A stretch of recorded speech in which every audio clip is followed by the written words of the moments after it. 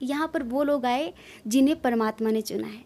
यहाँ आना सबके बस की बात नहीं है, यहाँ हर कोई आ नहीं सकता, यहाँ वही आते हैं जिन्हें महादेव बुलाते हैं।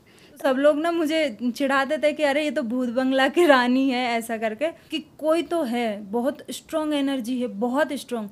पर मैं इतना मजबूत थी ना कि मुझे डरना नहीं है। तो कहीं ना कहीं हम स्ट्रॉन्ग है और हम ठहरे हनुमान जी वाले। मतलब 5वें दिन की हमारी साधना जब पूर्ण हुई, उस दिन हनुमान जी ने ऐसे दर्शन दिए और वहाँ जाने का रास्ता बताया हमें। जी। चल वो जगह है जहाँ पर हमने पूर्व जन्मों में साधना की है। जी। जय श्री कृष्णा, हर हर महादेव। कैसे हैं आप सब लोग? आशा करते हैं कि आप सभी लोग बहुत अच्छे होंगे। आप सभी का बहुत बहुत स्वागत है आपके चैनल स्पिरिचुअल लव 1111 में। बहुत समय के बाद हमारा आना हुआ है और जैसा कि आप लोग चाहते हैं कि हम टैरो स्टार्ट करें, तो टैरो शुरू करेंगे लेकिन बहुत कम। तो सबसे पहले आज हमारे साथ वृंदा जी हैं और हम इनसे कुछ बात करेंगे साधना को लेकर। जैसे कि आप सभी को पता है कि हम गायत्री के साधक हैं और हिमालय में भी हम जो भी साधक आते हैं हम उन्हें गायत्री की साधना ही करवाते हैं। लेकिन जब ये वृंदा जी आई तो इनके अंदर एक बात थी कि दीदी मुझे हनुमान जी की साधना करनी है। देखिए, सभी शक्तियाँ एक ही हैं, उनमें कोई अंतर नहीं है, ठीक है। लेकिन किसी किसी का किसी शक्ति के साथ ज़्यादा लगाव होता है। तो जब हमने वृंदा जी का प्रगाढ़ प्रेम हनुमान जी के लिए देखा, महावीर जी के लिए देखा, तब फिर हमने यही सोचा कि जैसा ये चाहती हैं वैसा ही करेंगे। बिना किसी एक प्रगाढ़ अनुभव के इतना प्रेम नहीं होता, इतनी श्रद्धा नहीं बढ़ती। कुछ तो इंसान के जीवन में ऐसा होता है जिसके कारण व्यक्ति का प्रेम किसी भी देवी देवता के प्रति बढ़ जाता है। जैसे कि हमारे जीवन में माँ गायत्री के असंख्य चमत्कार हैं, उनकी असंख्य कृपा है, तो हमारा प्रेम माँ गायत्री की तरफ बहुत ज़्यादा है। तो हम वृंदा जी से जानेंगे कि इनका प्रेम हनुमान जी के लिए इतना ज़्यादा कैसे, ठीक है। तो जय श्री कृष्ण वृंदा जी। जय श्री कृष्ण। कैसी हैं आप? हम बिल्कुल अच्छे हैं। हम ये जानना चाहेंगे कि हनुमान जी की ही साधना क्यों? जैसे कि आप यहाँ आई और आपकी जो भी समस्याएं थी, पहले तो सडन आपका आना हुआ, तो अचानक से ही हिमालय आने की प्लानिंग कैसे, ठीक है। और सबसे पहले तो हम आपको बताएं कि हिमालय हर कोई आ नहीं सकता। हिमालय आना सबकी किस्मत में लिखा नहीं होता। इस सेंटर की शुरुआत हमने 1 साल पहले की थी और हमने हमारे चैनल के लोगों के लिए ही की थी। आप ना ही हमारे चैनल की हैं और ना ही हमारे ग्रुप से हैं। आपका जो सडन आना हुआ है तो ये कैसे? क्योंकि आपको हम एक बात बताएं, लोग पुलगा जहाँ पर अभी हम रहते हैं, कसौल से आकर वापस गए हैं। मतलब मणिकरण से आकर लोग वापस चले गए, उनको ऐसा लगा कि बहुत दूर है। अब आप ऐसा समझिए, जो पार्वती वैली है ये माँ भगवती महादेव जी की तप स्थली है। यहाँ जो हमारे मणिकरण महादेव हैं, यहाँ पर माँ पार्वती ने और महादेव जी ने 11,000 वर्षों तक साधना की है। तो ये उनकी साधना से, उनकी ऊर्जा से ओतप्रोत जगह है। और फिर हिमाचल और उत्तराखंड तो देवभूमि है। जैसे कि कहते हैं कि इरादे रोज बनते हैं, इरादे रोज बिगड़ जाते हैं। इरादे रोज बनते हैं, इरादे रोज बिगड़ जाते हैं, लेकिन हिमालय वही आते हैं जिन्हें मेरे महादेव बुलाते हैं। तो जब तक महादेव माँ भगवती नहीं चाहेंगी, तब तक कोई भी व्यक्ति यहाँ कदम भी नहीं रख सकता। आप किसी भी जगह को एक टूरिस्ट प्लेस बना सकते हैं, एक टूरिस्ट स्पॉट बना सकते हैं, मौज मस्ती का एक जरिया बना सकते हैं। लोग ट्रैकिंग करने तो कहीं कहीं पर भी जा रहे हैं, लेकिन साधना के लिए कोई अपने घर से इतनी दूर यूं ही नहीं आ सकता जब तक माँ भगवती महादेव जी ना जाएं। चाहें। तो अब हम वृंदा जी से जानेंगे कि इनका यहाँ आने का प्रोग्राम कैसे बना। सडन ही 2 दिन पहले ही बात हुई कि दीदी मुझे आना है, और हमने कहा ठीक है आ जाइए, और बस ये आ गई। क्योंकि ये बात हम क्यों बोल रहे हैं, इसी चैनल के लोग जिन्होंने 2-2 महीने पहले रजिस्ट्रेशन करवाया, 2-2 महीने पहले बोला कि हमें आना है, हमें आना है, नेक्स्ट सेशन में हमें आना है, पर उनका आना नहीं हो पाया। कुछ आए तो आधे रास्ते से वापस गए, कुछ की तो टिकट ही कैंसिल हो गई, कुछ की तबीयत खराब हो गई। मतलब कुछ ना कुछ ऐसी बात बनी कि जो नेगेटिविटी है उनके आसपास, जो भी नेगेटिव एनर्जीज़ हैं, उन्होंने उन्हें यहाँ तक आने ही नहीं दिया, क्योंकि उनका संकल्प था कि उन्हें हिमालय में साधना करनी है। और आपको पता है, गिरने के लिए मेहनत की कोई ज़रूरत नहीं है, गिरने के लिए ताकत नहीं लगती, गिरने के लिए हिम्मत नहीं लगती, पर उठने के लिए बहुत हिम्मत लगती है, उठने के लिए बहुत ताकत लगती है। तो आपको कहीं फालतू की जगह पर घूमने फिरने जाना है, कहीं मौज मस्ती करने जाना है, तो शायद आपकी फैमिली भी इतनी रोक टोक ना करे। लेकिन जब आप कहते हैं ना कि मुझे साधना करने जाना है, तो सोचिए साधना में आप क्या करेंगे? अपना आत्मिक विकास करेंगे ना, अपना आध्यात्मिक विकास करेंगे, अपने मन को शांत करेंगे, पॉजिटिव चीज़ें अपने अंदर एब्जॉर्ब करेंगे, हिमालय की दैवी शक्तियों का सानिध्य प्राप्त करेंगे। बहुत कुछ आपके जीवन में साधना के थ्रू परिवर्तित होता है। तो उसमें अड़ंगा बहुत लोग लगाते हैं, आपके परिवार के लोग ही आपको साधना के लिए रोकेंगे कि नहीं नहीं नहीं, साधना करने क्यों, हिमालय ही क्यों। साधना से कोई साधु सन्यासी नहीं बन जाता। हाँ, लोगों ने आजकल यही एक मिथ बनाया हुआ है कि कोई अगर साधना करने के लिए या कोई किसी संकल्प के लिए जा रहा है तो नहीं कि वो साधु की राह पर चल रहा है। यही मेरे साथ भी कठिनाई हुई थी, तो मैं बताऊंगी आपको मैं कैसे यहाँ पे आई। मैं वही बताना चाहूँगी लोगों को, मैं भी एक स्टूडेंट हूँ, तो मैं यहाँ पे आई हूँ। तो वही हम आपको कहना चाहते हैं कि देखिए, जैसे मान लीजिए कि किसी पानी को नीचे गिरना है, ढाल में जाना है, या फिर आप किसी ढाल से नीचे उतर रहे हैं, तो आपको ताकत लगाने की ज़रूरत नहीं है, आप यूं ही अपने आप ही गिरते चले जाएंगे। लेकिन अगर आपको ऊपर चढ़ना है, अपनी ऊर्जा को ऊपर चढ़ाना है, तो उसके लिए ताकत की ज़रूरत लगती है, उसके लिए मेहनत करनी पड़ती है, क्योंकि मन इतनी आसानी से शांत होता नहीं है।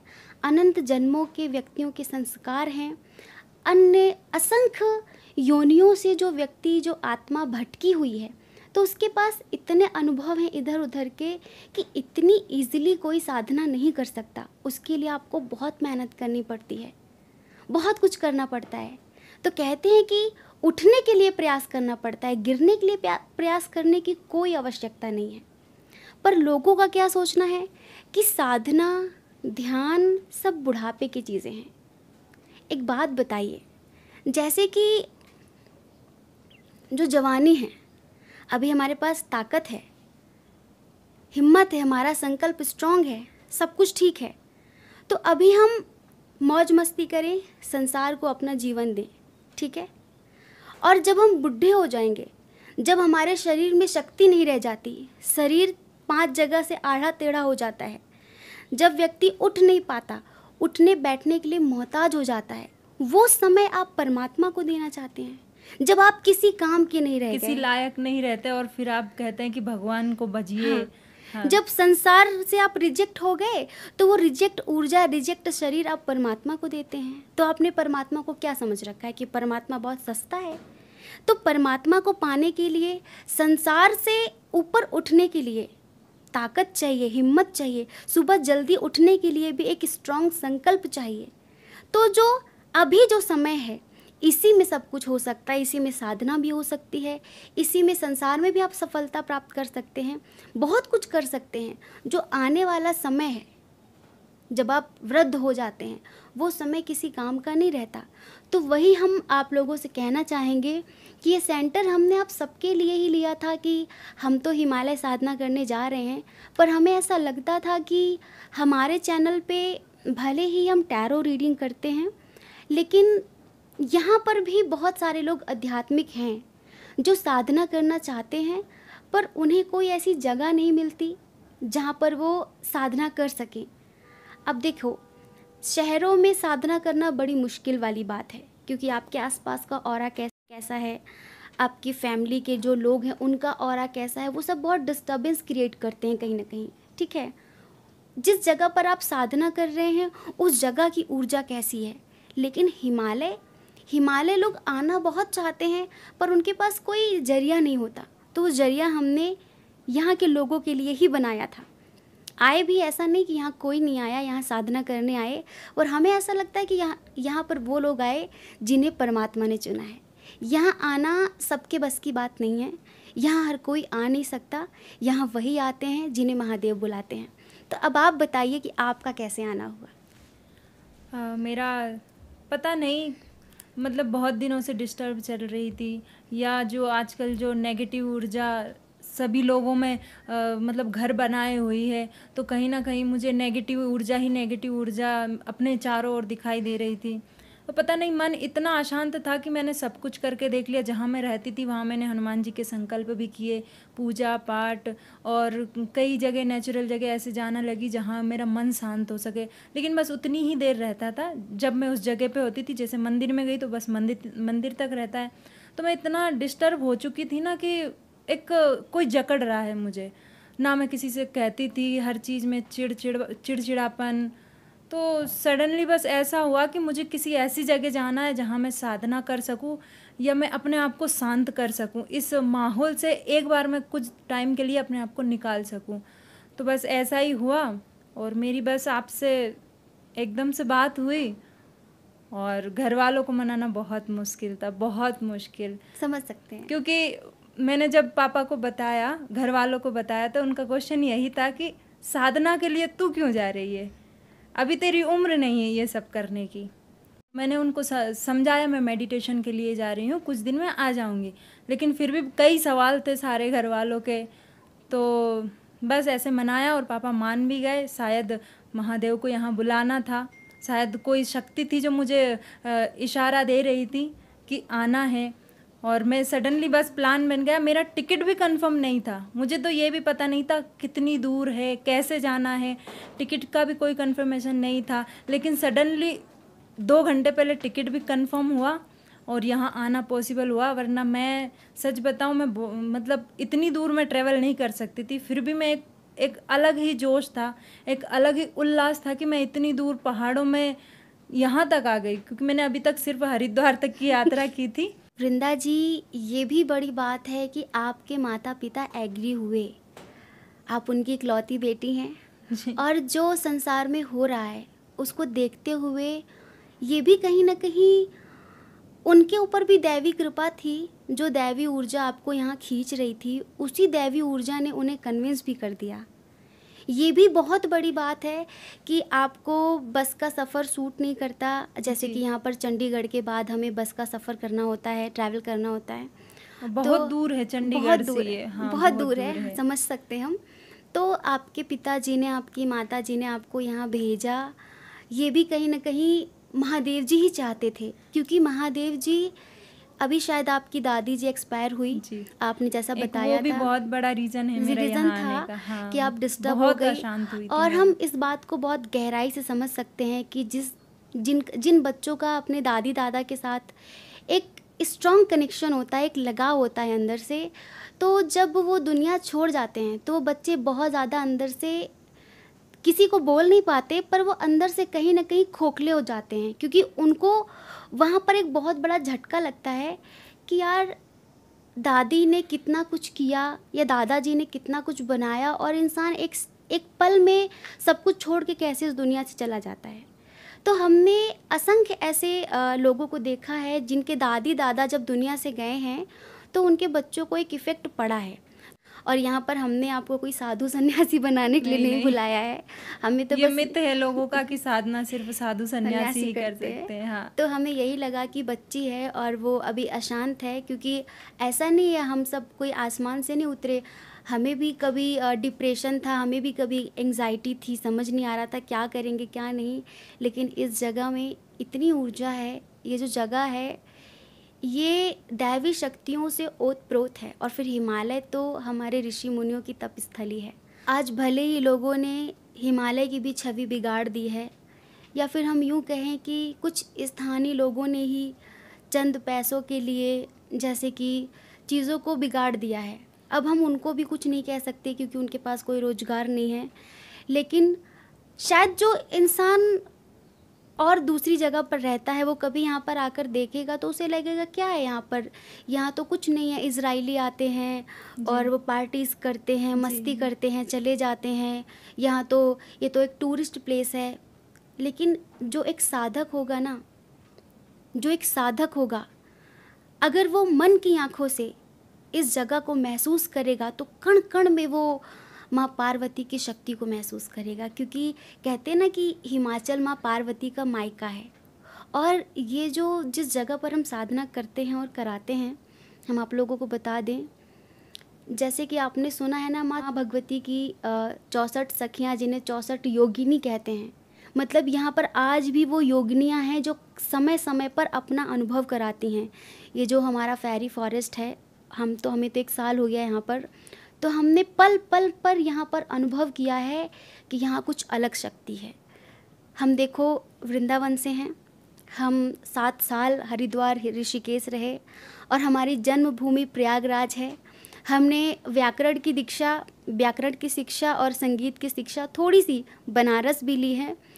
यूँ कहिए कि हमारा ज़्यादातर करके तीर्थों में ही रहना हुआ है, पर जो ऊर्जा, जो शक्ति हम यहाँ महसूस करते हैं वो हमें आज तक कहीं नहीं हुई। और जो सेफ्टी यहाँ महसूस होती है, जैसे कि लोग अपनी बेटियों को लेकर डरते हैं ना, कभी आप आइए यहाँ पर, आप देखिए कि जो गांव वाले हैं ना, इन्हें जैसे कि संसार की हवा ही नहीं लगी। यहाँ ना कोई रेप केस होता है, क्योंकि हम खुद अकेले आए थे यहाँ पर और हम अकेले रहे हैं यहाँ पर 4-5 महीने। उसके बाद ये सेंटर वेंटर की शुरुआत हुई है, क्योंकि हमें लगा जो हमें मिला है यहाँ से, हम चाहते थे वो उन लोगों को मिले जो डिज़र्व करते हैं, जो अच्छे साधक हैं। मतलब यहाँ ऐसा लगा ही नहीं कि आपके साथ छेड़खानी हो जाएगी, चोरी हो जाएगी। इतने दूर हाँ, घर से अनजान लोग, पहली अनजान बार लोग। मतलब हमारे अंदर इतनी हिम्मत आई थी, हम आपको क्या बताएं। हमारे पास तो शब्द नहीं है इस जगह के लिए। यहाँ पर एक मंदिर है जंगल में, दुर्गा माँ का ही मंदिर है। हम उस मंदिर में अकेले चले जाते थे, वो घनघोर जंगल में है, मतलब गांव से काफ़ी दूरी पर है। हम यहाँ पर 21 सितंबर 2023 में आए थे। 15 दिन साधना करने के बाद ये हुआ कि अब हम वापस जाएंगे। तो हम अपनी सिस्टर के साथ आए थे। वो जो मंदिर है, सिस्टर हमारी थोड़ी हेल्दी है, तो वो पहाड़ों से नीचे उतर नहीं पाती थी। तो वो कहती थी कि मैं यहीं बैठी हूँ और तुम्हें मतलब झरने के पास जाना है तो तुम जा सकती हो। तो हम कहते थे ठीक है हमें जाना है, तो हम उसको झरने का बहाना देकर हम मंदिर चले जाते थे, जो कि बहुत दूर था। क्यों? डर लगता ही नहीं था, ऐसा लगता था कि भगवती बुला रही है, ऐसा लगता था कि वो शक्ति हमें अपनी तरफ खींच रही है। एक अनजान जगह जहाँ आपको भालुओं का भी या फिर अन्य हिंसक जीवों का डर है, क्योंकि पर हम नए हैं, हम इस जंगल के नए बारे थे, में नहीं जानते। आपको सच बताएं कि हमें डर लगता ही नहीं था। हमें ऐसा लगता था कि भगवती है ना वहाँ पे, ऐसा लगता कि भगवती ही बुला रही है। तो हमारी जो सिस्टर थी, हम उसको बोलते थे कि बिट्टो हम बस यहीं झरने तक जा रहे हैं, और वो बोलती थी ठीक है मैं यहीं बैठी हूँ, मैं यहीं पर बैठ के जाप करती हूँ, तुम जाओ। और हम उसको झूठ बोलकर मंदिर चले जाते थे। तो ऐसे करके हमने 15 दिन तक अपनी यहाँ हिमालय में साधना की। फिर ऐसा हुआ कि जिस दिन हमारी पूरी प्लानिंग हुई, हमने 6 अक्टूबर को सारी पैकिंग कर ली कि ठीक है अब हमारी हिमालय में जितनी साधना होनी थी हो चुकी। क्योंकि देखिए हिमालय में अब यहाँ पर होटल में रहना, होम स्टे में रहना काफ़ी कॉस्टली पड़ रहा था। और यहाँ पर अभी हम उस लेवल के साधक नहीं थे कि हम जाके बिल्कुल ऊंचाई पर किसी बर्फ़ की गुफा में घुसकर बैठ जाएं और साधना करें। उसके लिए तो जब आप पर परमात्मा की असीम कृपा होती है तब वो कहीं आपको ले जाते हैं उस जगह पर, या फिर आपके कोई ऐसे जीवित जागृत गुरु हो जो आपको गुफा में ले जाकर साधना कराएं। तो हम एक अकेली लड़की, ठीक है, और संसार का माहौल देख ही रहे थे। फिर हमें लगा कि 15 दिन साधना हो गई है और शायद 13 अक्टूबर से या 15 अक्टूबर से नवरात्रि स्टार्ट थी पिछले साल, यही नवरात्रि। तो हमने शिवी से कहा, हमारी सिस्टर से, कि हम मतलब अपनी नवरात्रि की साधना घर पे ही करेंगे चल के। यहाँ जितनी साधना करनी थी कर ली, अब हम घर वापस चलते हैं। अब हम आपको बताएं कि जैसे कि हमने आज सारी पैकिंग कर दी है 6 अक्टूबर को, और हमें 7 अक्टूबर को सुबह निकलना है यहाँ से। पूरी पैकिंग हो गई हमारी, एक एक चीज़ रख ली हमने कि बस सुबह मुँह धो के बस निकल जाना है यहाँ से।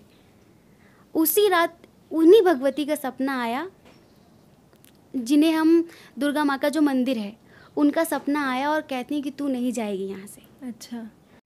पर हमने सोचा कि सपना ही तो है, ये सपना हमने मन में ही रखा और हमने हमारी सिस्टर से नहीं बताया। तो फिर क्या हुआ कि हम लोग बैठकर हमारे पास छोटी कैटल थी, हम लोग कॉफ़ी बना के और कॉफ़ी और बिस्किट खा रहे थे कि भाई अभी कुछ खा पी लेते हैं, नहीं तो वो मीटिंग वगैरह होती पहाड़ों पे जब गाड़ी चलती है। तो ऐसे बात करते ही करते हमारी और हमारी बहन की बहस होने लगी। अचानक से ये बहस शुरू हो गई किसी बात पर, हमें निकलना है साथ में, और कुछ ऐसी घटना बनी कि हमने शिवी से कहा कि तुम जाओ, मैं नहीं जाऊंगी।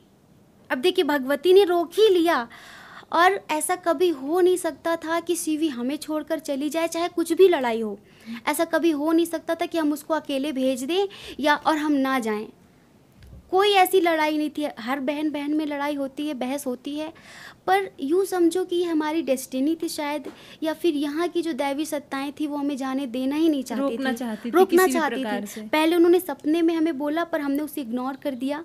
फिर हमारी बहन से हमारी ऐसी बहस हुई कि हमने उसको फिर प्यार से भी कहा कि बिट्टो देखो, हिमालय में साधना करना हमारी चॉइस है, हम साधना तुम पर ज़बरदस्ती थोप नहीं सकते, ठीक है? तो तुम जाओ, 15 दिन बाद हम आ जाएंगे वापस। अब हमने उसको भेज दिया, ठीक है? कुछ लोग यहाँ मतलब वहाँ से यहाँ पर आए हुए थे जिन्हें हम जानते थे, तो उनके साथ ही हमने उन्हें शिवी को भेज दिया। अब शिवी चली तो गई, पर हम कभी रात में अकेले सोते नहीं थे। हमें डर लगता था रात में अंधेरे में, क्योंकि कोई एनर्जी थी जो हर रात मतलब हमें जैसे कहीं बुलाती थी, जगाती थी बार बार आके। तो उस एनर्जी से हम इतना सहमे हुए थे कि हमें रात में सोने में डर लगता था अकेले। अब हम सोच रहे थे कि यार शिवी को भेज तो दिया, अब इतनी दूर, हज़ारों किलोमीटर दूर अकेले हम यहाँ रह रहे हैं, यहाँ कोई अपना नहीं है, और भोजन का भी कुछ प्रबंध नहीं होता था यहाँ पे कि क्या खाएंगे, कैसे रहेंगे। शिवी को भेज तो दिया, अब हमें नींद कैसे आएगी। हम जिस होटल में रुके थे, जिस होम स्टे में रुके थे, वो बिल्कुल सुनसान था, अकेला था, वहाँ और कोई नहीं था, कोई फैमिली नहीं रह रही थी। भगवती की कृपा देखिए, जिस दिन शिवी हमें छोड़कर गई उसी दिन हमारी ज़िंदगी में भोलू और मिंटी नाम के 2 कुत्ते आ गए। मिंटी जो फीमेल है और भोलू जो है मेल है। और जैसे उन्होंने उस दिन से पहरा देना शुरू कर दिया हमारे दरवाजे के बाहर, वो हमें छोड़कर गए ही नहीं, जाते ही नहीं। अगर हम गेट बंद करके थोड़ा लेट हो जाए अंदर वॉशरूम में, या हम गेट ना खोलें, हम ज़्यादा लेट तक सो रहे हैं, तो मिंटी गेट खटखट खटखट करने लगती थी। जैसे कि एक होता ना कि कोई रिस्पॉन्सिबल व्यक्ति हो जो आपकी रक्षा कर रहा है कि इतनी देर तक गेट क्यों बंद है, तुम किधर गई थी। हमें ये दोनों अकेले जंगल भी नहीं जाने देते थे। अच्छा। हाँ, मतलब साए की तरह ये दोनों हमारे साथ रहे। फिर हम समझ गए कि भगवती की कुछ और ही लीला है। अब यहाँ पर क्या होता है कि रिश्तों में जो परमात्मा चाहता है वही होता है, लेकिन मिसअंडरस्टैंडिंग में या फिर कभी कभी ना समझी में रिश्ते बिगड़ जाते हैं। जी, तो जी। कुछ ऐसा हुआ भी, लेकिन हम आपको बताएं कि ये जगह दैवी शक्तियों से भरी हुई है, और इसको वही महसूस करेगा जो एक सच्चा साधक होगा।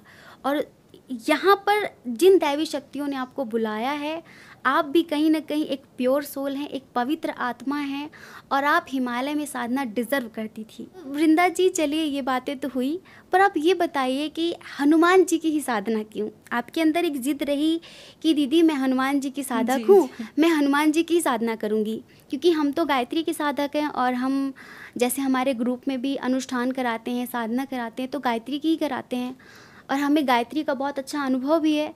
पर वृंदा जी की ज़िद रही कि दीदी नहीं, मैं हनुमान जी की करूँगी, क्या मैं हनुमान जी की साधना कर सकती हूँ? फिर हमने वृंदा जी को हनुमान जी की साधना कराई।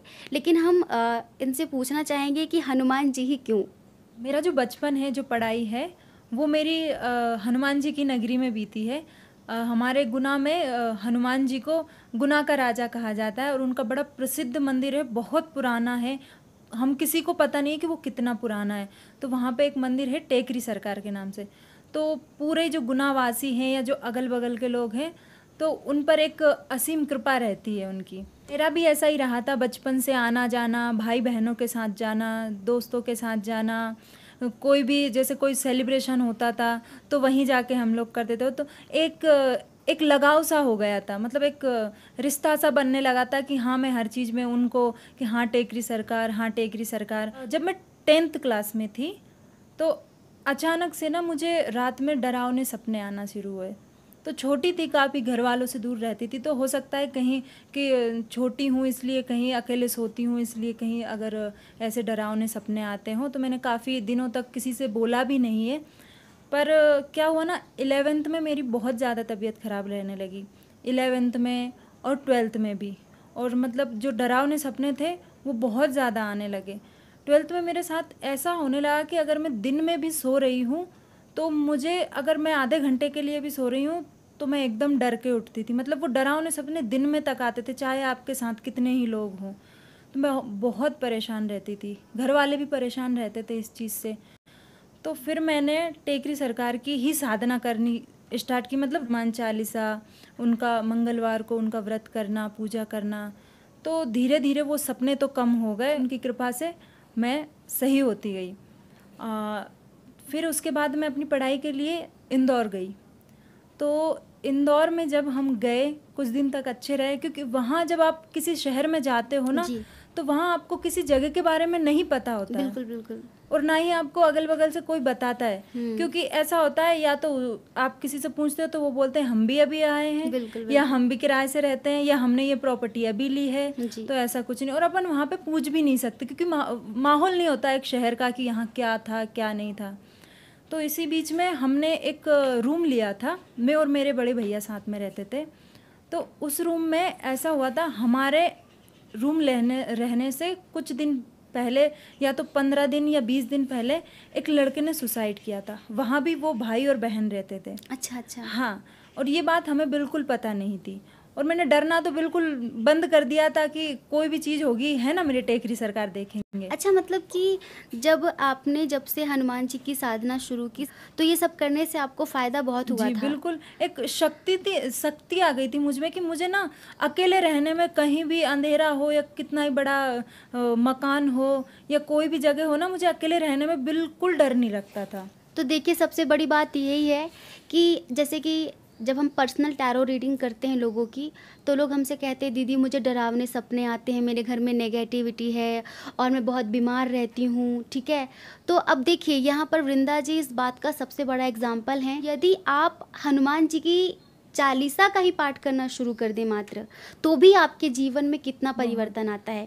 जहाँ एक लड़की रात में सो नहीं पाती थी, दिन में सो नहीं पाती थी, हमेशा बीमार रहती थी, एग्ज़ाम के टाइम बीमार हो जाती थी, जहाँ पल पल उसके जीवन में एक डर, एक खतरा बना रहता था, ठीक है। पर हनुमान जी की साधना से, मात्र चालीसा के पाठ से उनके जीवन में कितना परिवर्तन आया। जी बहुत। और आप बहुत ही निडरता के साथ रात में इधर जी उधर बिल्कुल। अकेले सो सकती थी, जी। जा सकती थी, जी। बुरे सपने आने बंद हो गए। हाँ, तो जब हमने रूम लिया उससे 15 या 20 दिन पहले एक लड़के ने सुसाइड किया था। उसी घर में? जी जी, उसी रूम में। ओके, रूम में। हाँ, रूम में, जिस रूम को हमने लिया है। जी। तो वो भाई बहन रहते थे, उनने किसी वजह से सुसाइड कर लिया था उस लड़के ने। तो ये हमें मकान मालिक ने भी नहीं बताई और किराएदारों से सब लोग मना कर देते थे, वहाँ जो अगल बगल हमारे पास रहते थे उन्होंने भी नहीं बताया।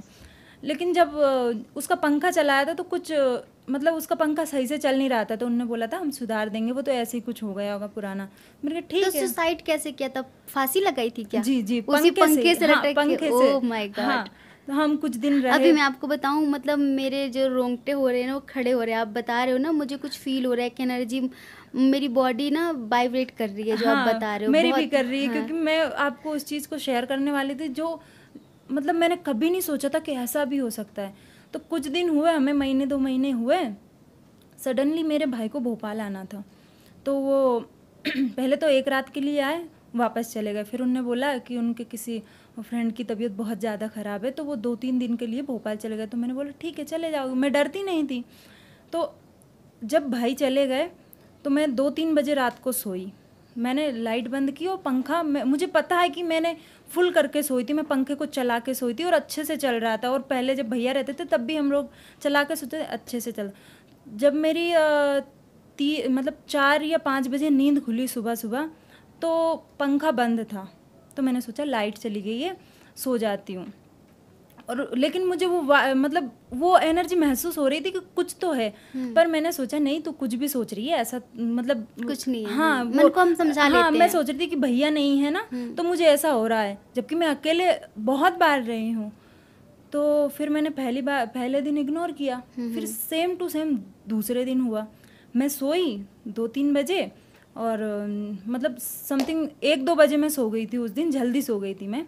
और फिर मुझे सुबह पंखा बंद मिला। ओह, फिर पंखा बंद और स्विच उसका ऑन है, लाइट भी आ रही है। तो मैंने सोचा यार क्या हो रहा है ये। फिर मैंने तीसरे दिन भी ये किया कि आज मैं ना चेक करूँगी कि है क्या। तो मैंने उस एनर्जी को बहुत क्लोजली ना वो किया महसूस कि कोई तो है, बहुत स्ट्रॉन्ग एनर्जी है, बहुत स्ट्रॉन्ग।